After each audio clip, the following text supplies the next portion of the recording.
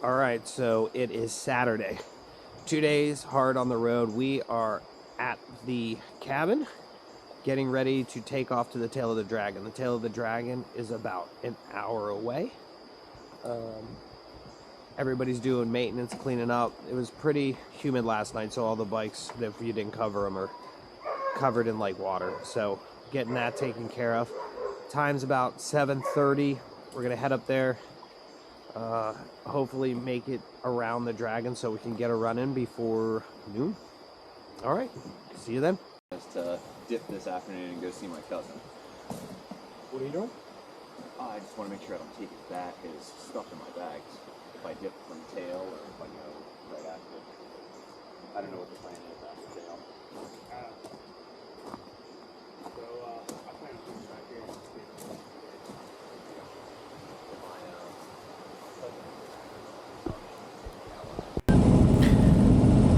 I had to drop a little video clip of our journey on the way to the Tail of the Dragon. This bridge and this rock face was absolutely unbelievably beautiful to ride through. And then the other side, we had, I'm assuming what is a river, all the way up the ride. It was absolutely fabulous. You'll see as I pull up here and this section starts to close off, you really see the river on the left come into full view. It was a spectacular ride up to the Tail of the Dragon to make our first run. I would have loved to stop at this rest stop to take a quick look, but we were trying to make some time to get there early before the Tail of the Dragon got too populated. But I can't even imagine hunting in this area, the kind of deer people are bringing down. It was just absolutely amazing, and the ride there was very, very smooth. We didn't hit a lot of hiccups. We saw a lot of bikers on the way, and we'll be at the Tail of the Dragon in just a minute here.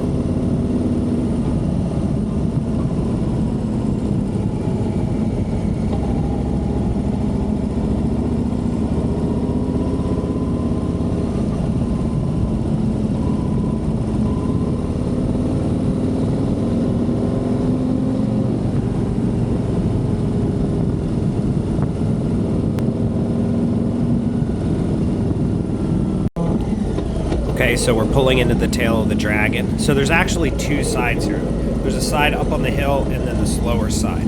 Way more bikes and people fit on the slower side. And I think the two stores at the bottom and the top compete with each other. The one on the top seems to have a lot more things focused around the actual fitness things of your bike. I had to speed up here for a second because I got jammed up waiting people to go by. So now, as we drive up to this lot here, you'll see these bikes lined up. There was a lot of bikes here. These were such high-end bikes. They went from baggers to some of the most high-powered sports bikes I'd ever seen. People from all over the country. Right now, you'll see gaps in the parking lot, but at the end of the day, there was really a ton of people. Not a spot was open by mid-afternoon. After all the journey, we've made it here. We're at the Tail of the Dragon. I can honestly say I haven't seen so many high-end bikes from so many different places around the country. I just had a sports bike cross by from Indiana all the way down on the Tennessee, North Carolina border. All right, we're almost getting ready to do it. You can see you can hear and see all the cars coming. You ready, Jeremy? Ready? Rich, you ready? Scared. Scared. A little scary. I would say if I had to give it a feeling, the intimidation comes from all the other riders and how hard they ride this. 100%. And you can see how hard they ride it, and then that you're going to be in front of them, and you're not going to ride it that hard. So we're going to see how it goes. We're going to give it a shot here. I'm looking forward to giving you a follow-up video to this one. I'm going to potentially piss off a lot of people. 100%. Let's get after it. Let's do it. This is the tree of shame. You do not want to be part of this tree in any way, shape, or form. I'm just scrolling around this thing. Jesus. Okay, what you got here is this dragon sculpture that's unbelievable. I told you before there's a downside. This is the higher side, and they have this really cool sculpture. unbelievable. Check out its face. It's unbelievably well done.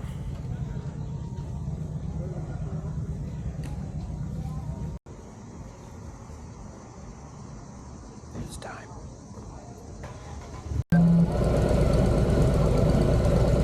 Your next trip.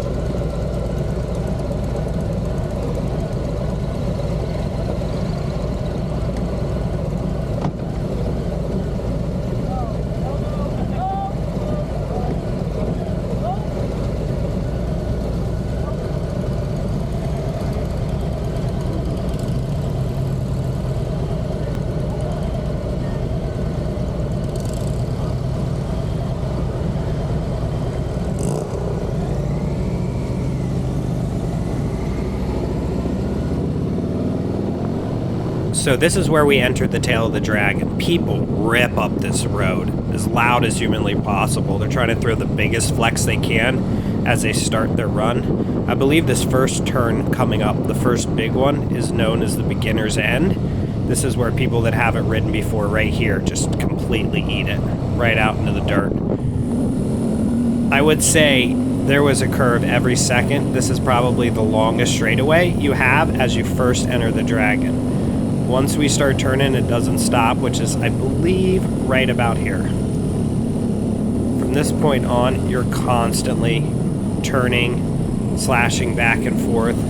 We took this road probably at like 40 miles an hour. I mean, there's videos of people running this thing at, 60, 70 miles an hour on sports bikes. I'm on a cruiser, and a cruiser simply doesn't have the lean radius or the right center of gravity to hit those kind of speeds. These hairpins were unbelievable. We probably had back-to-back where you had to go 15 miles an hour. You can see the signs as they pop up on the road about what's coming in front of you, but you're moving pretty quick, so the best thing you can do is keep your eyes on the road and look through the turn. During the ride, I think I had 2 people pass me that were on sports bikes that were just absolutely ripping this. The best thing that you can do is move towards the white line and get out of the way from them when you see them coming. Had one guy that went over the double bar. He was just going so fast he didn't have a choice but to go around me that way. I've condensed this ride down to, I think, about 12 minutes. It's running at 2x speed, so you're not sitting here watching a 30-minute ride. That's Rich in front of me, Scott's in front of him, and Jeremy's behind me. One of the most exhilarating parts of this ride, too, is that depending on the speed that you can take it, you can catch small glimpses of views. You're moving at such a pace, and there's so many turns, you can't really just stop to take in how beautiful everything is, all the mountains, the scenery, but it's an exhilarating ride to say the least. You might see tents set up all along the route. Those tents are people taking professional photography, and all you have to do is remember the time of your ride, and there's got to be like 10 stations set up between 2 different photographers, and you can go find the best ones and then order the digital prints online. It's actually a brilliant model. Now, as you go through this run, there are cops that patrol this. So on our way back up, which is not featured here, this is the ride down, but on the ride back up, we saw someone pulled over, and there was also 2 accidents. So this route will eat you up if you don't respect it, and if you decide that you're just going to go ham on it, the cops are going to be right on top of you. Response time for this road, from a medical perspective, outside of an accident, is a minimum of 30 minutes. So it's really important that you ride within your limits, and that if you're going to push, you do what we call, a safe amount of risk. You don't want to push so hard that you're putting yourself at a higher jeopardy for a big accident. What's interesting, and there you just saw the first sports bike guy rip past me. That's the guy that went over the double bars. He was absolutely flying. I think he had a leader bike. Couldn't be sure. I was more focused on my ride. There's his boy behind him. So those are the 2 people that passed me. You see how much I'm turning. Basically, the bike is angling every second. There is very few straightaways on this road, if at all. There's one part which I don't think is well shown in this video where there's a very steep dip it's so steep the concrete's almost cracking from how deep the dip is. But I was able to manage it going down and coming back up. One of the things that's really interesting is when you get to the bottom of the hill and you go probably 3 or 4 miles, which isn't featured in this video, there's a Harley dealership right there. I don't believe they sell any bikes, but it's like a merchandise shop. And there's tons of people parked, whether they have Harleys or not, and everybody's getting together and talking. Also, at the very bottom of the hill, right when you come out of the run, you're going to see a rest area off to the right next to the lakes. That area is a very common stopping point for people that are trying to regroup, because a lot of people in your group will ride at a different pace. For instance, Scott was the fastest of it. Me and Rich are about the same who's in front of me. I was very careful to keep a good distance from him. The way the camera works and the angle that it's at, it makes him look farther than he actually is. I'm probably 50% closer than you think I am right now to him, and that's a pretty tight following distance. If he yams on the brakes, I'm gonna be in deep shit. As you know, on a bike, there's no yamming on the brakes in a turn, so that presents a lot of risk. You really have to slow down before you come to the turns and be mindful of the person in front of you. One of the biggest threats of this road, from the cars and the bikes, is them coming over the yellow because they lose control of their vehicle or they're not able to take the turn tight enough. That's where we see a ton of the accidents, is when people taking turns come over the yellow line and hit somebody head on. That's the majority of your serious accidents. At one point in this video, you'll see someone get very close to me that falls into that category. They were right on the yellow line. I'm not exactly sure where that is, but it definitely happens. This is one of the areas with that big open mountain view. It's just absolutely gorgeous. There is a rest stop on the actual Dragon itself, but I don't know anybody that would really stop off at a place to take in the scenery unless they do the Dragon all the time. Because the whole point of the Dragon is to do your cannonball run, to do one continuous ride. I believe it's about 11 miles, so you want to just ride that straight through and have that experience. Now, if you get an opportunity to ride it all the time, again, I rode it down and up. You know, I wanted to do straight run-throughs, but if you live in this area, it makes sense that you stop and take in the views, because you can do this whenever you want.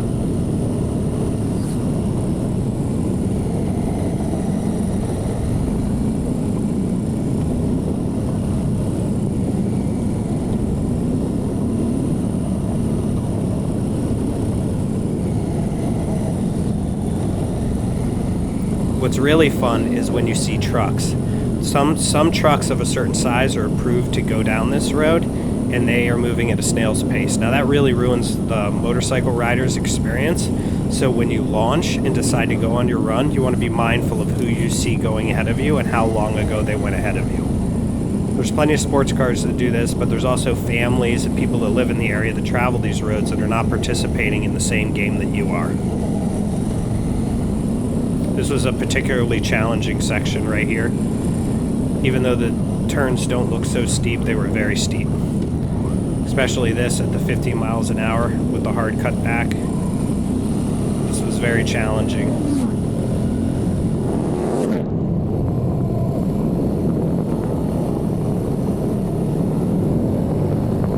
There was one of the guys that got right next to me.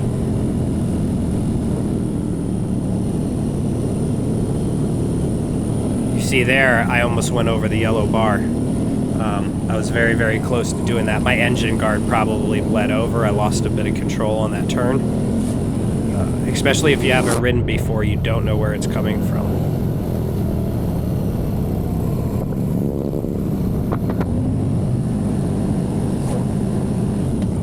This was one of the few straightaways I remember.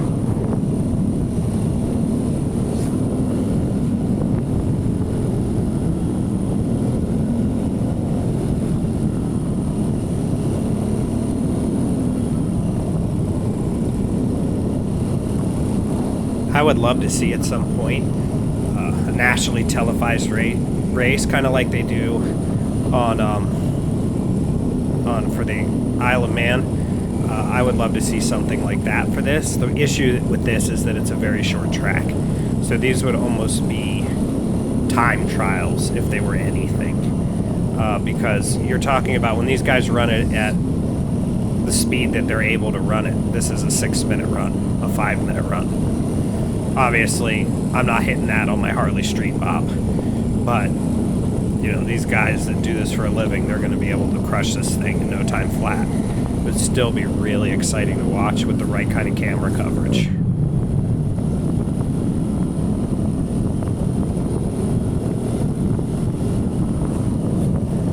Rich is a new rider as well, who's right in front of me. I thought he rode this amazing.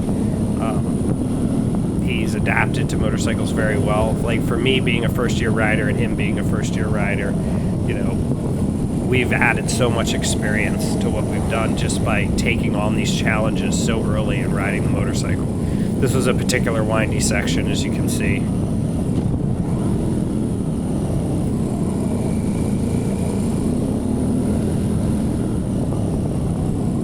This was a super tight hairpin turn. Again, the wide camera angle doesn't do it justice, but it's almost like a folded piece of paper when you're taking these turns.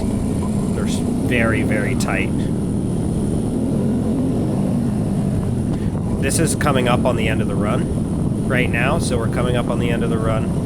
You're going to see us kind of break out. The road's going to slow down on how much it's curving. We've probably got another set of serious curves here.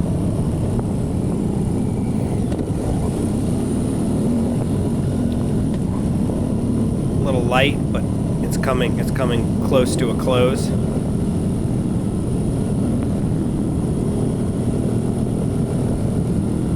Big straightaway here. This was a serious cutback as well. That guy was moving.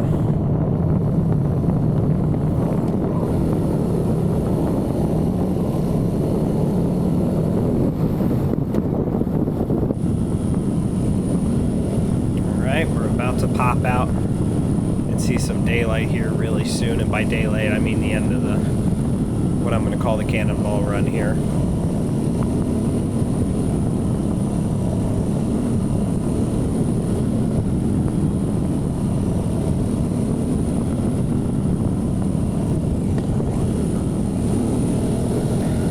You have no choice but to downshift to control your speed on this entire thing. You would just have smoldering brakes if you try to control this with your brakes. You would just be throwing them away wholesale and getting replacements. Alright, we're popping out. There's a rest area. Made it down to the bottom of the tail of the Dragon. I have to say it was an amazing, intense experience. We drove about probably 5 or 6 miles more out to food, and then we're going to go back up the tail of the Dragon. If I had to give my honest assessment, the tail of the Dragon is, I think the back of the Dragon's tougher than the tail of the Dragon, but the tail of the Dragon is shorter with a lot more turns. But the cutbacks in the back of the Dragon, definitely steeper than the ones in the tail of the Dragon. I've got my boys Rich, Jeremy, and Scott here, and we bought all of our swag ahead of time on both of them, so I'm glad that we completed them successfully, so we're not a bunch of fucking posers. That's really good news. Anything to say, boys? Yeah, it's like Faces of Death. We're like, every turn, it was a different version of the original movie. Different version of the original movie. I agree. And we killed it. I took it at 100. These guys did it at like 30. Whatever, they tried their hardest. Talk to you later.